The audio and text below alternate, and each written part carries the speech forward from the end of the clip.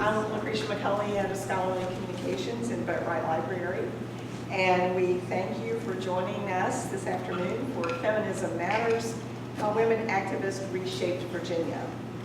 This program is co-sponsored by Boatwright Memorial Library, Women, Gender, and Sexuality Studies, History, and American Studies. We are very pleased and excited to welcome Dr. Megan Shockley, an alumna of the University of Richmond.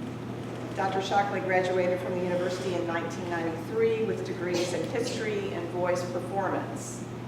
She received a Master of Arts degree from the University of Tennessee and her PhD from the University of Arizona.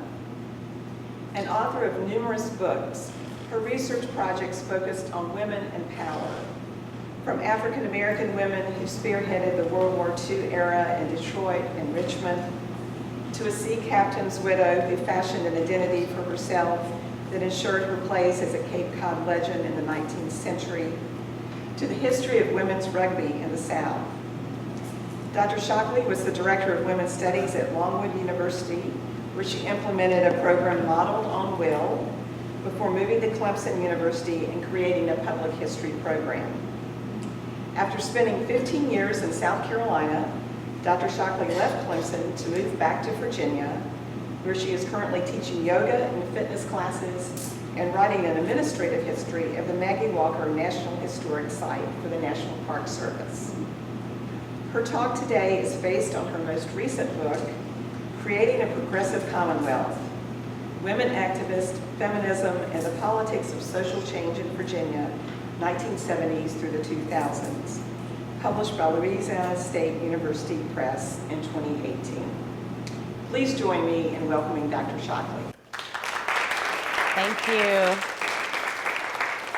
Thank you, everyone. It's so great to be here. This half of the room used to be where I took political science classes with Dr. Palazzolo, who, just to start off this talk, one of the things I remember as I was coming back to do research from South Carolina is I would come drop in on Dan quite often, and I remember him saying to me, probably 2014, 2015, Virginia's blue now.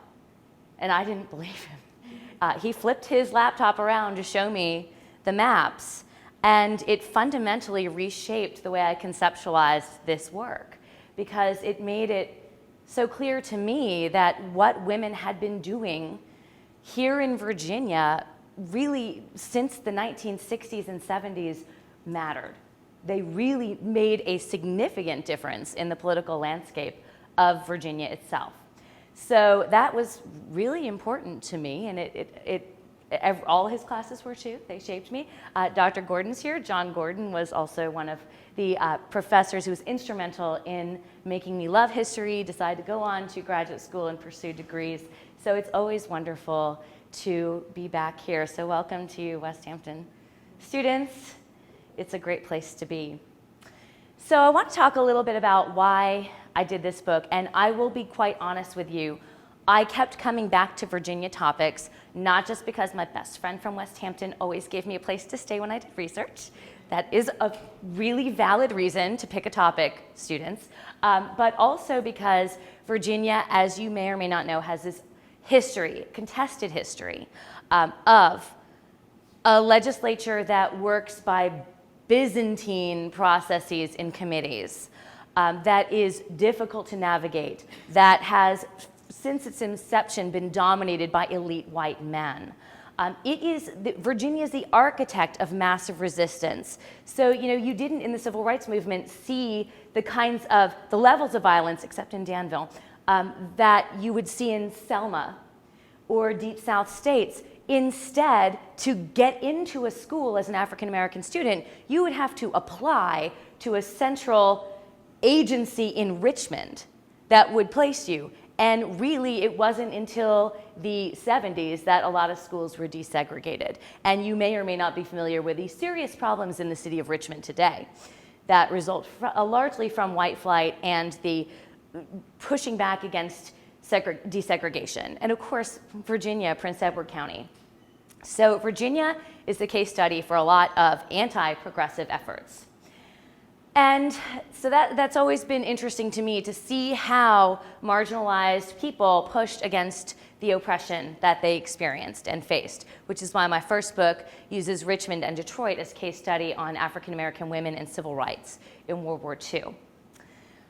I also wanted to focus on Virginia because if you are familiar with the literature of late 20th century feminism, you would think that nothing ever happened in the South. And a prevailing misconception about the South is because of this history of conservatism, of patriarchy, of oppression, that nothing happens. But you living here know that that is absolutely not the case. And as I began to investigate more, I learned more and more about how not only was there a lot of progressive action here in Virginia, but there were several case studies that went national. So Virginia was blowing open issues about sexuality. You know, I won't talk about it today, but I wrote an article about Sharon Bottoms and Linda Kaufman, both lesbian mothers who had extremely different outcomes when Sharon Bottoms lost her child because she was a lesbian, and Linda Kaufman successfully sued to adopt a child, despite the fact that she's a lesbian in a coupling with another woman who she's now married to. So there are lots of case studies that made Virginia stand out in the country. So those are some of the reasons why I chose to focus specifically on Virginia. And I will tell you, there are other women's history scholars who are out there doing other states. So we're trying to reclaim this history of feminism that has been here and has never not. So that's where the book came from. I chose to focus on 3 different topics: ERA, which is, as you're probably aware, still a very big issue; reproductive rights, again, very important still today; and violence against women. So I chose these for 2 reasons. One is they're all salient today. We are still dealing with them, we are still arguing about them, and we are still asking the legislature to make changes. The second reason is these are where we see grassroots efforts in Virginia with women engaging directly with state legislature. So the changes that happened on these fronts did not come from federal cases. A lot of what changed in Virginia changed for everyone because they were federal lawsuits. On these 3 issues, it's grassroots, it's engaging with the General Assembly here in Virginia to create change. And I used different sources. I used manuscript sources, of course, because that's the way we historians tend to work. Lots, an embarrassment actually, of riches here in Virginia. When I engaged in this, I had no idea how many collections are in archives. More now because I took some from folks I talked to and got them over to archives. So it is amazing. You can go and research so many great feminist topics right here in Richmond at the State Library, at VCU, and I was even talking to Linda Kachurik yesterday. There is stuff you can do right here on campus if you are looking for research projects. And of course, there are also oral histories in this book. I interviewed 24 women throughout the Commonwealth representing cultural feminists who worked kind of outside the system or as artists. I interviewed women in a representative number of organizations, including National Organization for Women, Richmond Lesbian Feminists, and League of Women Voters. Those were the big categories. And I tried to get a representative sample from across the state. So my furthest west was Clifton Forge, and my furthest east was Portsmouth. And I tried to get kind of everywhere in between. I was even out at Max Meadows, Draper area, and up in Winchester in Berryville. So interviewing a business and professional woman president. So kind of all over the place. And several, I'd say about 4 I interviewed were West Hampton grads and still very active in the area. So that's really what I was looking at, what I was looking for. What I did not expect to find, and if I can get this map up, I'll show you just kind of the geographic diversity, is what I really was surprised about. Okay, This is a hyperlink. I'm going to go for it because I did it with my computer yesterday. If I can't get it up, you have to picture Virginia. because I expected a lot in Northern Virginia, right? Everyone always says, oh, Virginia's blue because of Northern Virginia. It's growing, lots of people there. But that's not actually the case. I mean, that's yes. But when I did research, I found now chapters in the Allegheny Highlands. I found them where Emory and Henry is. You know where that is? Way out, Western Virginia. There was a Tazewell chapter. They were everywhere. There were also League of Women Voters chapters everywhere. Lexington, Harrisonburg, Southside, in Farmville. You found activist women in every corner of this state. And that surprised me when I went to look at the records.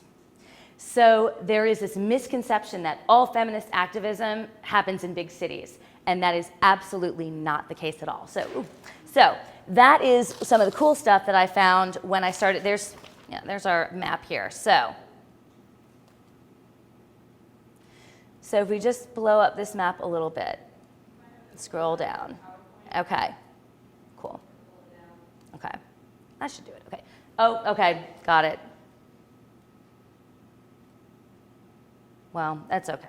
We won't worry about it. But you know where the state is. We had people in Galax who were hosting ERA events. So if you know Galax, that's like almost in North Carolina. So that's pretty exciting. What the research also shows is that feminists, as it's true today, feminists in the late 20th century were by no means one big monolithic group at all. And this is particularly important for understanding where women came from, why they got involved, and the fissures that we saw that still are around today. We now use the term intersectionality. There was no term for that in the 70s, but they were already talking about it. One of the problems that a lot of women had in Virginia was this was a very conservative legislature as they were trying to pass reforms in the 70s and 80s. In fact, in 1980, the Washington Post broke a story about the rampant sexual harassment in the General Assembly, quoting people by name who had been groped, propositioned, and harassed in ways that we would never think was okay now. And so it was mostly men. One delegate, actually a woman delegate, described it as a locker room attitude. So in order to try to present themselves to these men who passed the laws, many women tried to make themselves look less threatening. So for example, Virginia ERA Central had an article about what anti-ERA activists were doing to NOW members. They said that these guys were attacking NOW, and NOW were the only ones who wanted ERA. And the quote is, its real interests are pro-lesbian legislation and destruction of the family. So this is Virginia ERA Central saying, this is what antis are saying about NOW. But here's what the article said in defense of NOW. So this is the quote. Let it be known that NOW members are pretty much like other ERA supporters, happy wives, loving mothers, active in a variety of organizations, particularly concerned with difficulties encountered more by women than by men. Now, it clarified that NOW cared deeply about issues, including the persecution of homosexuals of both sexes, but that its priority was passing ERA, and it had, quote, no legislative program supporting LGBT rights, which they didn't have that language either, but that's what they meant. It urged readers, don't let them convince anybody that all ERA supporters fit the Bella Abzug, Gloria Steinem, and Betty Friedan mold. We're responsible citizens of Virginia, not New York radical feminists. We're anxious to admit women to full participation in today's society, not to destroy it. So in many of the activist strategies, no matter what the issue, we see this fear of looking too radical, this fear of being branded as outsiders, which was something that happened in the civil rights movement. Oh, all these people are coming in from outside. They don't understand how we are down here. And the problem, of course, is that it hurts any sexuality-based activism. The Richmond lesbian feminists, for example, were concerned because there were people upset when they carried a banner in an ERA march. It closed down that kind of discussion, and it played into fears about homosexuality that were rampant in the 70s. Elise Hines, who had been a lobbyist and then was a delegate in the General Assembly, told a reporter, "We are not bra-burning, screaming lesbian harpies. We are just our own natural selves, trying to let legislators know that many women in Virginia are in favor of ERA." So there was a major schism between women who were willing to be more radical and were not going to cave to these ladylike gendered norms that others expected. There was also a schism between women in traditional organizations that were heavily white and women of color. A lot of people I interviewed discussed this. A lot of women in these organizations were self-conscious about their whiteness and their privilege. Every single woman I interviewed had a college degree. And yet, they, being self-conscious and knowing that it was a problem, were not sure how to bridge that divide at the time. They said, we didn't know how we could be more inclusive. Again, that language wasn't there. So in lots of newsletters, I saw discussions of what we would call today inclusivity. But because they weren't, these women in NOW and the women in League of Women Voters really weren't able to bridge outside of their organization, the activists that I saw in the records tended to be very heavily white and middle class.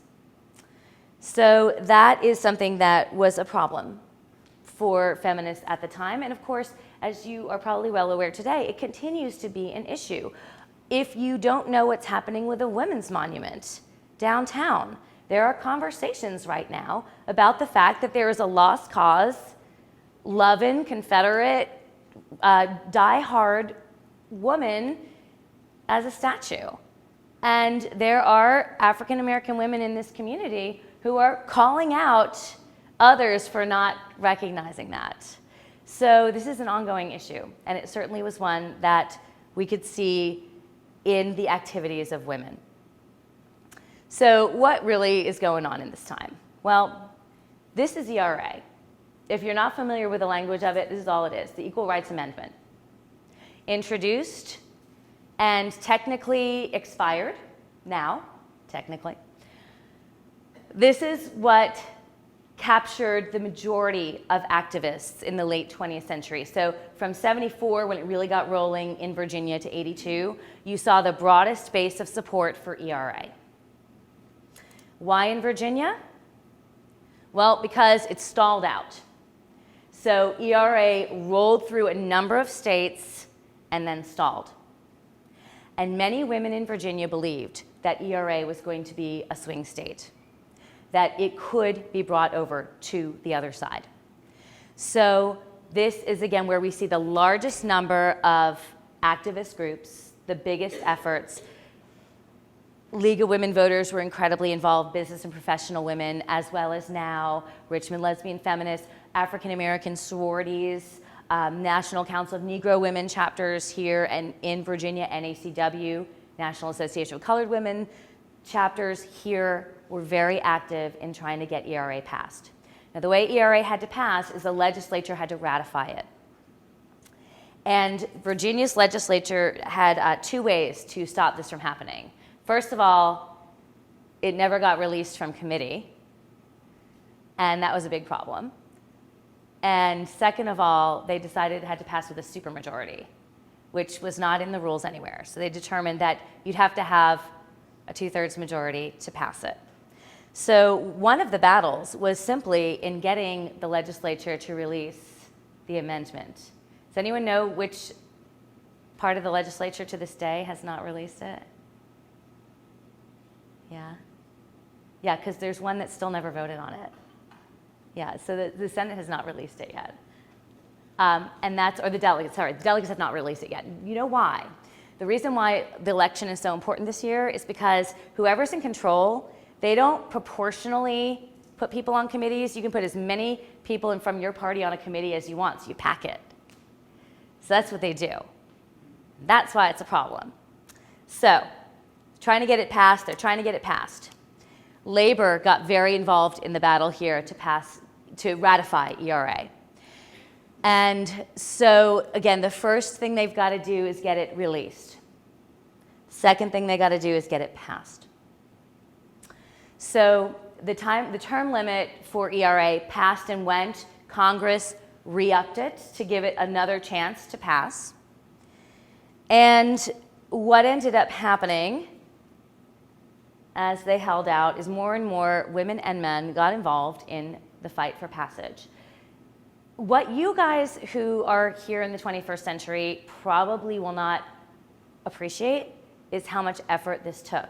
There's no Twitter, there's no Snapchat, there's phone trees, there's flyers. They had to get thousands of people out to fight, out to demonstrate through the telephone. There's no computers.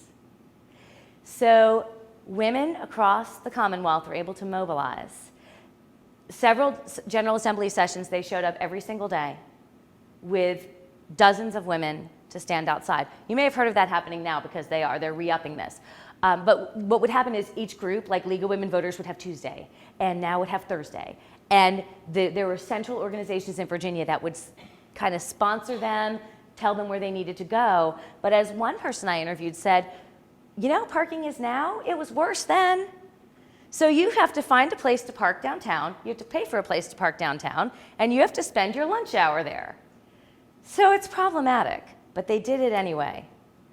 There was an ERA caravan that went through the state, hitting every part of the Commonwealth, giving speeches, getting people out there to vote. And what they were trying to get people out there to vote for were friendly legislators.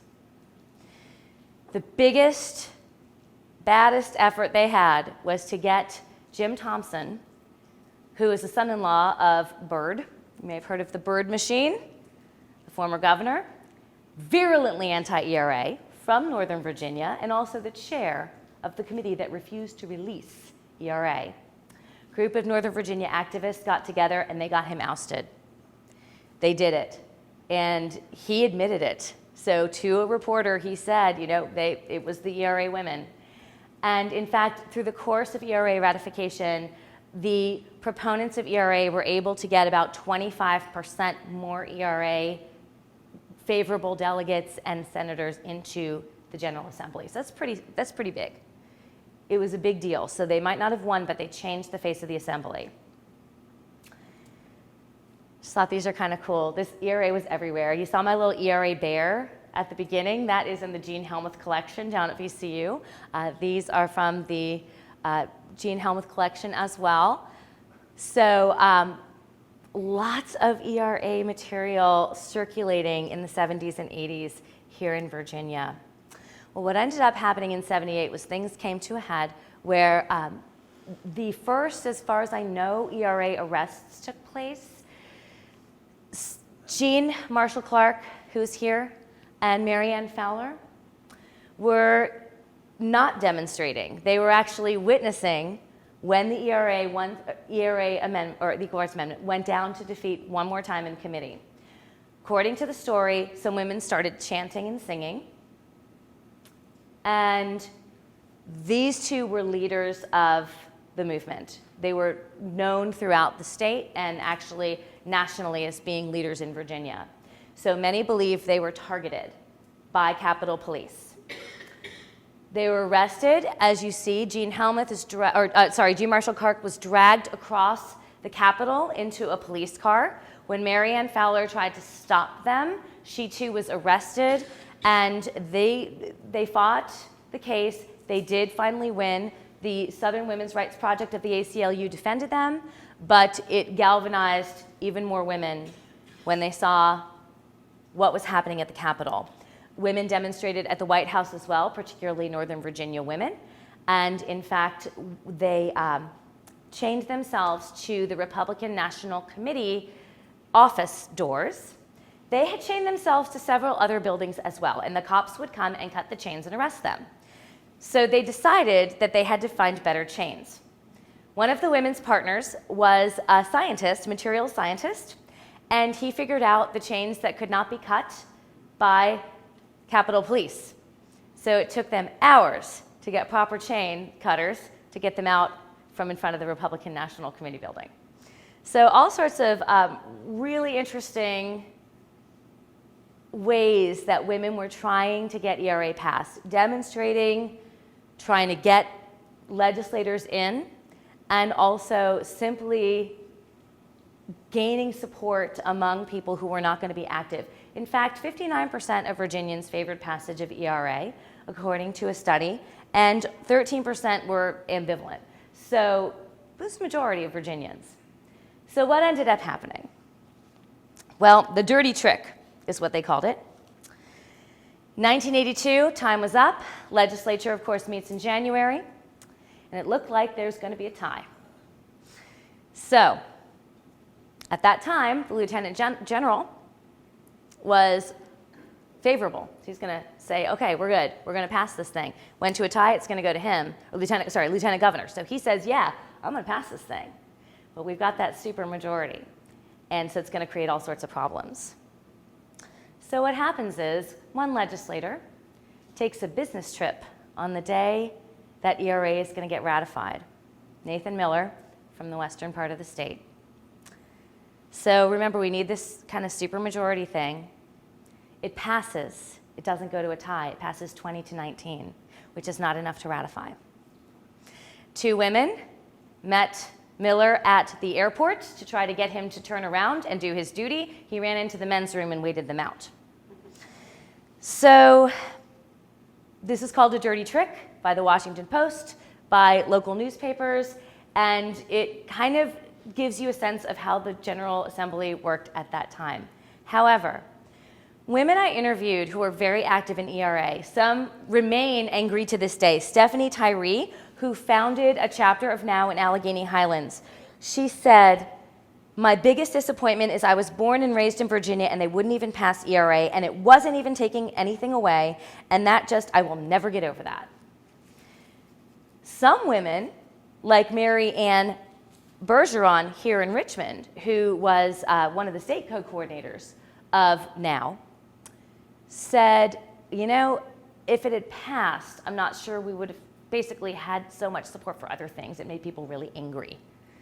So she believed that, like she said, and she was super angry about it too. However, she remembered that it galvanized more support for other issues. So women would keep fighting. And so she said, yeah, it was awful, and we put so much time into it. In fact, a West Hampton graduate, Emily McCoy, and her husband mortgaged their house to donate $15,000 to the ERA campaign.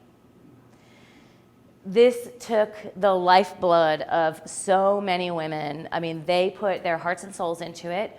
Mary Ann Beale of Northern Virginia almost died because she then flew to Illinois and she went on a starvation diet with a group of other women nationally to protest what was happening. And so this was a true defeat. However, as Emily McCoy pointed out to me, we got all these legislators in and they were going to be friendly on other issues. And numbers in organizations grew. League of Women Voters and NOW both gained members out of it. And as we know, ERA is still being debated today. Actually, it's the Senate. Sorry, the Senate keeps passing ERA. Delegates don't. And the Senate passed it one year. I don't know if you remember this, when they passed it and then rescinded it because they got angry about another bill. Yeah, and then they had to pass it again. So that was like 2015.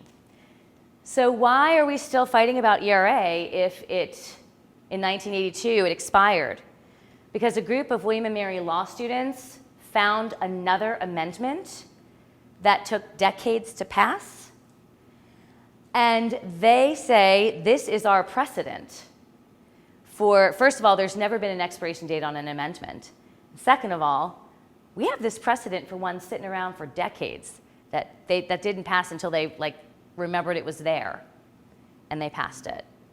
So that is one of the reasons why we're still fighting ERA today. And you will see this is a huge issue for women who are still active in the ERA fight today here in Virginia, is getting the right legislators in there. And also, the reason you want to take that majority, if you're an ERA activist, is because, again, you can put favorable numbers on committees if you own the majority in the General Assembly.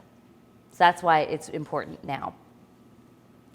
So, another big issue, abortion rights, reproductive choice.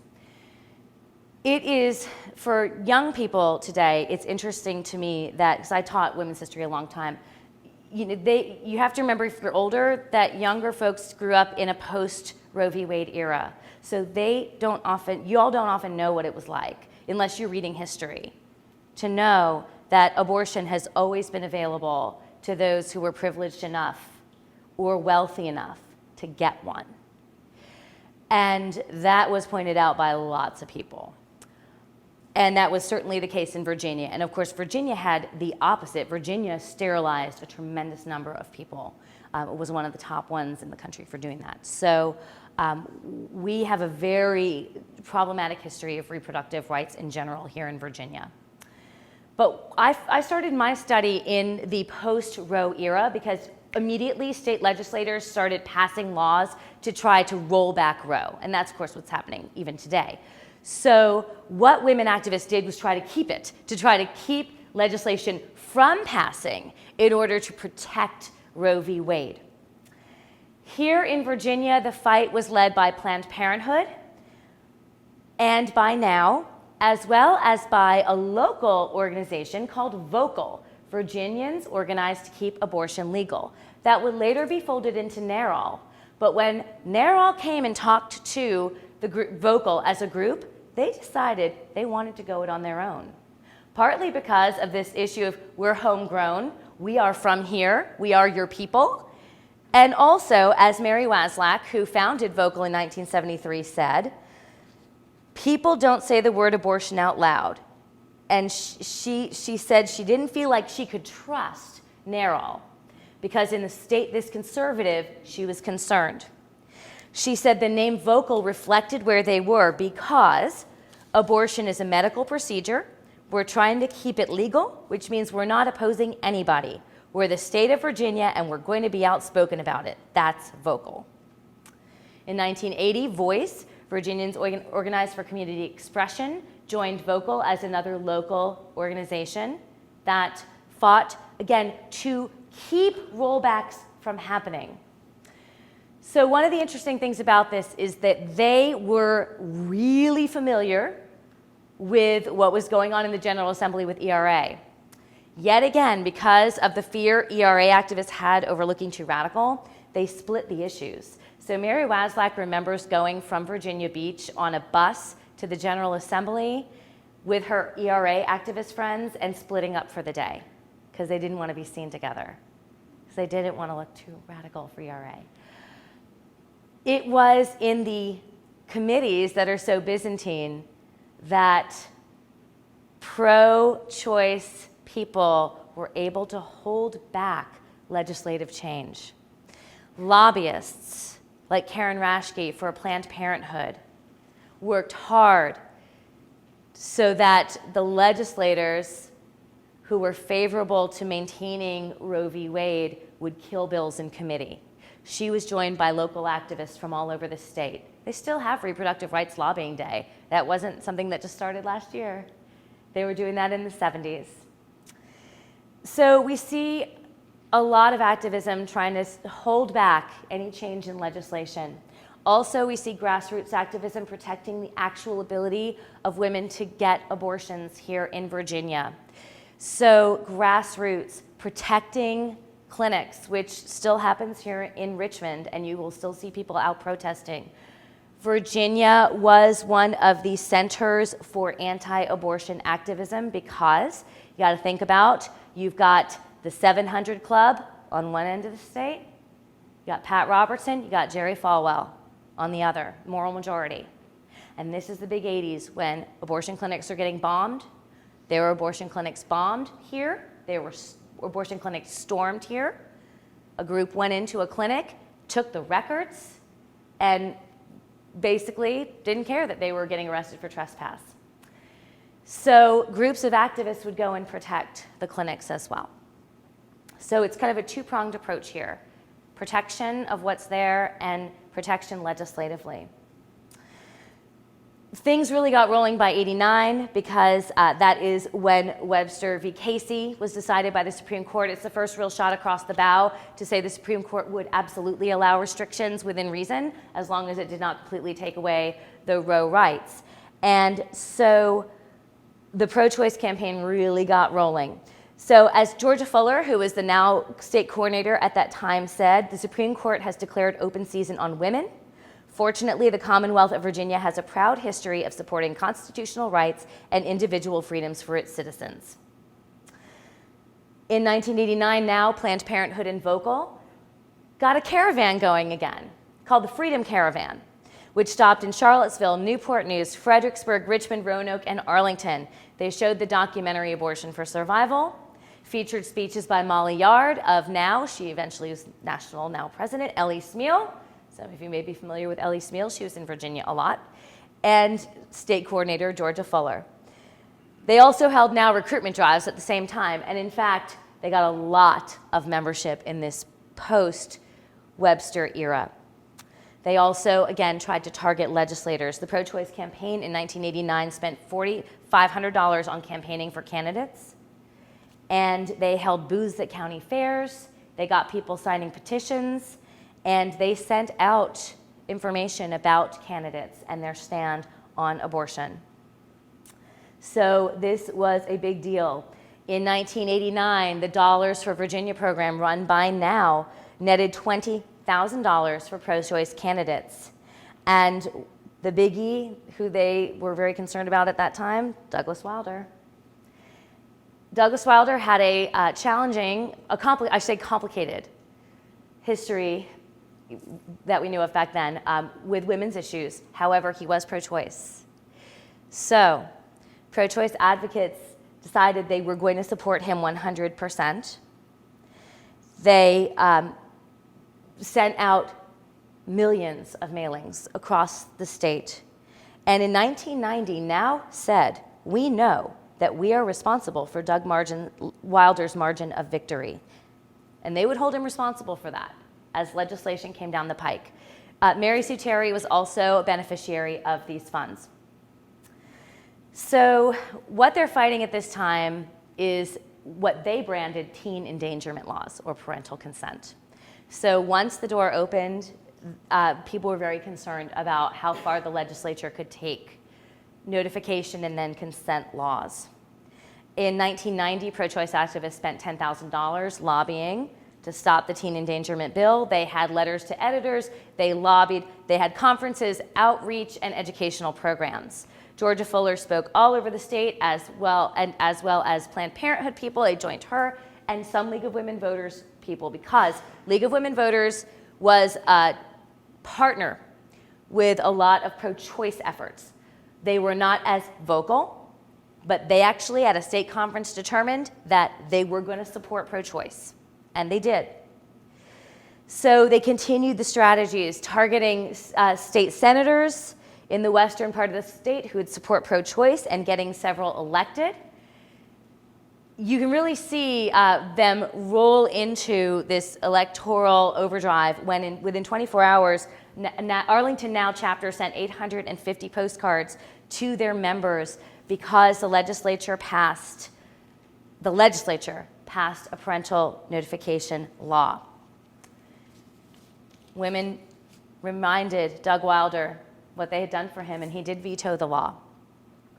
As Now State Coordinator Denise Lee said, "We are fortunate to have elected a governor whose course of action clearly does not abridge abortion rights for women. It is apparent that Governor Wilder does not support any legislative measure lending itself to dangerous trends toward the reinstitutionalization of slavery for women." Now, there's a lot to unpack there that I don't have time to, but I did in the book. Denise Lee is African American and one of the few state African American leaders of Now. So I interviewed her, and she's pretty amazing. But that's how she's equating it. So fundraising continues. As you well know, parental consent did eventually pass under George Allen, 1997. And since then, activists have worked very hard to stop anything else. You students probably will not remember, but we're still seeing some hangers out there in some of the literature. We are talking about choice because it is important. And in 2011, we had the Transvaginal affair, as it was called. I'm sure many of you remember this. When the state legislature passed a law requiring transvaginal ultrasound for anyone wanting to get an abortion, it became a joke. It was a joke with Transvaginal Airlines on Saturday Night Live. It was, yes, as you see on Jon Stewart. And in fact, Jennifer McClellan, some of you may be familiar with her, another West Hampton grad, 1993, was one who stood up there to show how absolutely awful that was. Many, many women went out to the Capitol to decry this, and what's unfortunate is that most people don't know it actually did pass. What it passed with was an opt-out clause. So it passed and it got signed, but we kind of dropped it because it's not mandatory. But it did get signed. It is a law in Virginia. The other problem is because of the regulations, there are trap laws. Some of those got overturned. Some of them, McAuliffe got deregulated through the Department of Health. But because of trap laws, as of 2011, there were only 35 providers in the entire state, which is a decline from 2008. 92% of Virginia counties did not have providers, and 78% of the Commonwealth's women live in those counties. So you can pass legislation all you want, but if it's not available, it's not available. And that's what a lot of women who I talked to said, is that we're trying to get it available and women cannot have them. So that's a big issue right now. So we are obviously still right in the middle of this. We know what's happening in the Supreme Court, and it'll be interesting to see where this goes. And one other issue that I want to point out really quick, and you guys are much more familiar with this, sexual domestic violence. So again, you all who are younger grew up in an era where we had shelters. Like, that's what we have. I teach spinning classes, and my Westchester Commons Golds is having a fundraiser for Safe Harbor. You know, this is like stuff we do. But in 1970, there were no shelters to go to in the Commonwealth of Virginia. They did not exist. I spoke with women who sheltered people in their homes. Domestic violence shelters grew as a very grassroots effort out of YWCAs, out of the Now chapter in Clifton Forge really founded itself because there was no shelter, and that's what they wanted to do, and they did it. So there's a shelter out there that's like 30 years old now that they started. Women got trained by other women, by social workers, to deal with violence. They trained police officers because the laws were not like they are now. In fact, you could get charged with battery against your wife, but there had to be visible damage done, and that was a problem. This is from 1993. You see where the shelters are. So the centers are in white, and the branches are the little asterisk right there. So we still don't have enough, but domestic violence, as Christy Van Oudenhove, who is the director of kind of the umbrella organization in Virginia that deals with domestic and sexual violence, as she said, this is something that, like, people know you shouldn't be violent and beat your wife or a partner or whatever. Like, that was not something that was common conversation in the 70s. So we're much further on that than we ever were, than we have gotten, or than we've ever been on sexual assault. Okay, I have to ask you guys who are now University of Richmond students, what do you call the shuttle that escorts people around?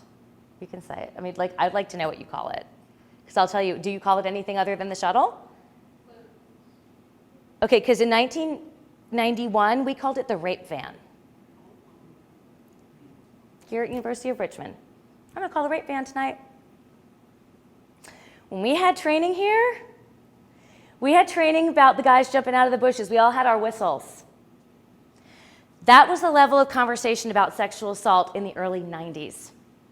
Katie Kessner, a student at William & Mary, broke open sexual assault between acquaintances in 1991 when she took her story national, because she took her assailant, she took her assailant to the William & Mary judicial system.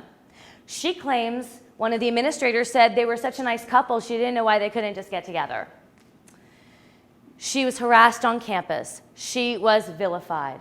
She kept pushing for justice. The justice that she got was the accused was banned from her dorm, and that was what she got. So there was actually a movie based on her, didn't use her name or didn't use William & Mary, but it's based on her experience on HBO. So all of a sudden, people started talking about, we called it date rape. And that is something that is, as I walked across campus today and saw the signs, the costumes are not consent, that's where it comes from. But we didn't have that stuff here when I was here. We didn't even think about that when I was here from 89 to 93. And it just wasn't part of our worldview.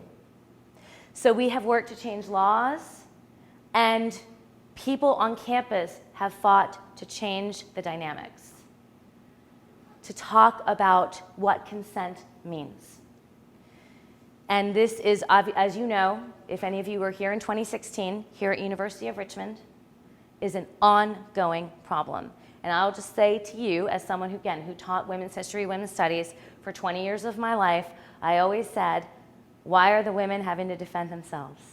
Why aren't the guys saying something, right? It's not on the women. So I have a son. I tell him that all the time. He's 12. He's like, I know, Mom. But this is where the conversation has to move, and it's where activists are trying to get it to move, is that it's about someone being a predator, not someone going out. Right now, there is an organization in Virginia, One Love, you might have heard of it. Yeardley Love, who was murdered by her boyfriend, her parents started an organization to talk about relational violence, all kinds of violence in relationships. So we're getting the word out there, but as you all well know, because you are on a college campus, this is a place where we have not seen as much traction as with domestic violence or relational violence, as we call it now. So the bottom line, we have changed here in Virginia tremendously as a result of what feminists did. The legislature has changed. I absolutely see liberal women of Chesterfield County as the descendants of women in the 70s. I was here when Dawn Adams got elected. So it was very exciting to see the activism continue. And if it were not for those who came before, we would not be where we are. Marianne Bergeron reminded us in her interview with me to tell people that they are standing on other shoulders and to remember the work that was done before the 21st century. So that was like a super brief, really, really facile overview of the larger work, which you can get in the library if you're interested. But I would love to take questions if you have any about the scope of the project or anything else. Thank you so much for being here today. Really appreciate it. Yes. What do you guys think? Are we going to get the ERA passed this year? Again, it comes down to this majority. Can the House be flipped? Right. Well, what do you think? I live in Chesterfield. I'm hopeful. You know, there are no shelters for battered women in Chesterfield County. Yes. Safe Harbor does. They're not in Chesterfield, but they will.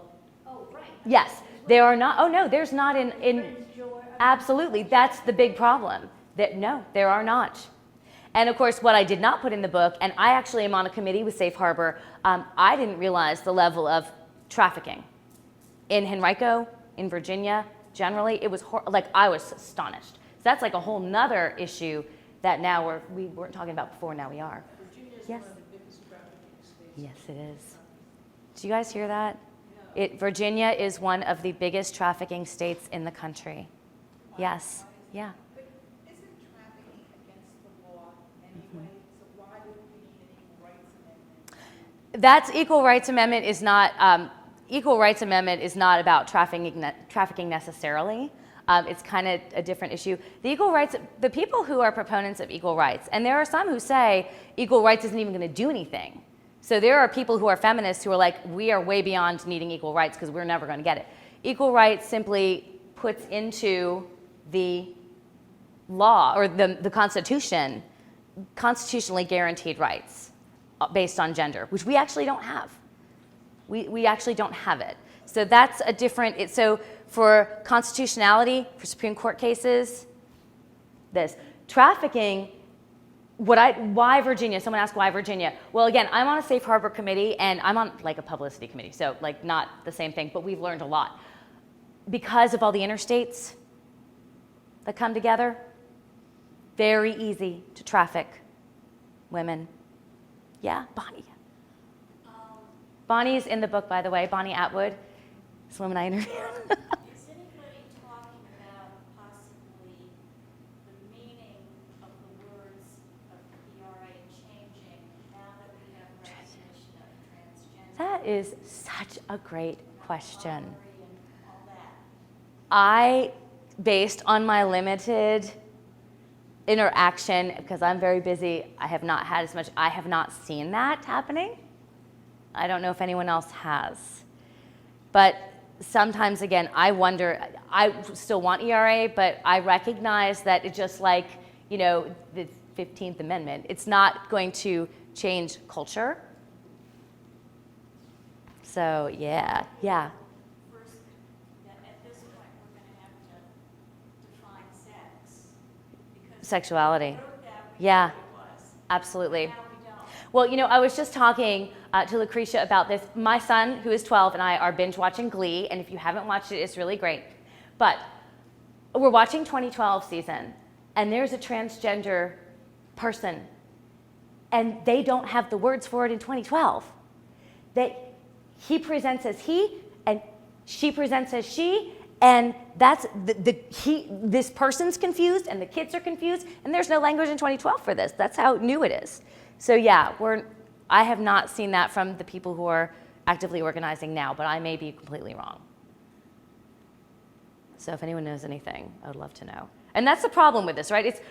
I'm a historian, so doing research this recent, it makes me like super uncomfortable because things change every day.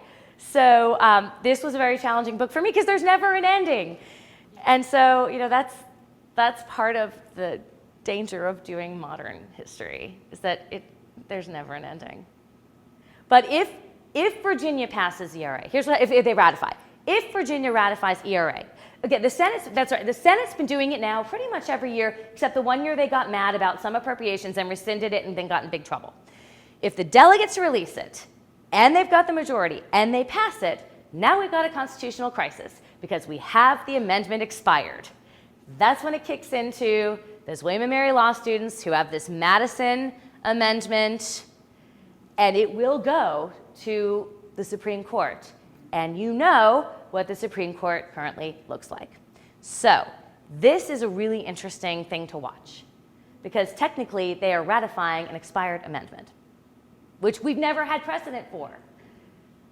So yeah. Another thing about that, two students from the University of Richmond Law School in 1996, they wrote a very good paper on that. Oh, that's awesome. It's housed at the Women's Party in downtown DC. Very cool. Yeah, I mean, that's what's so cool about when I was doing all this research, so much happened in Virginia. It keeps happening. So we're still a touchstone state, but certainly this Commonwealth looks very different than it did even 10 years ago, as you know. And you know, you may not, again, you younger folks may not know this, but Richmond was a bastion of conservatism. Like, it was way more conservative. The city even was way more conservative than other parts of this Commonwealth, even in the 90s. Yeah, I know, right? It's bizarre. You wouldn't know it now, but that's how much things have changed. Yeah. Any other questions? Nothing? Okay, yeah, I'm not a poli-sci person, so speculating is not my forte. As you can see, like I had to like work all this stuff out when I was writing the book on, yes, which house of the legislature? Who are these people? Because I tend to do grassroots stuff from the bottom up. But it is a fascinating story. And if you are interested in doing further research, because my book is meant to really say, hey, this stuff is here, and these activists are here. And I had a word limit, so there's a lot that got cut out of the book. You need to know that the records are amazing for this subject. You guys who are students, you can go down to VCU and write really a dissertation on this subject. You have records at Library of Virginia. Every single university has records. Virginia Tech has League of Women Voters records from Blacksburg. Like, you find stuff everywhere. And of course, many of you sitting here definitely should be interviewed. I only had time and money to interview a representative sample. But so many people deserve to have their stories told. So if you're professors out here, get your kids doing it. Oh my gosh, it is such a wonderful, wonderful resource. And if you're interested in my interviews, they are all digitized with transcripts at VCU. So you can go and you can read sometimes 4-hour interviews that are all transcribed for you already. Yeah, I didn't do the transcribing. Anything else? Okay, well, thank you so much. Thank you for coming.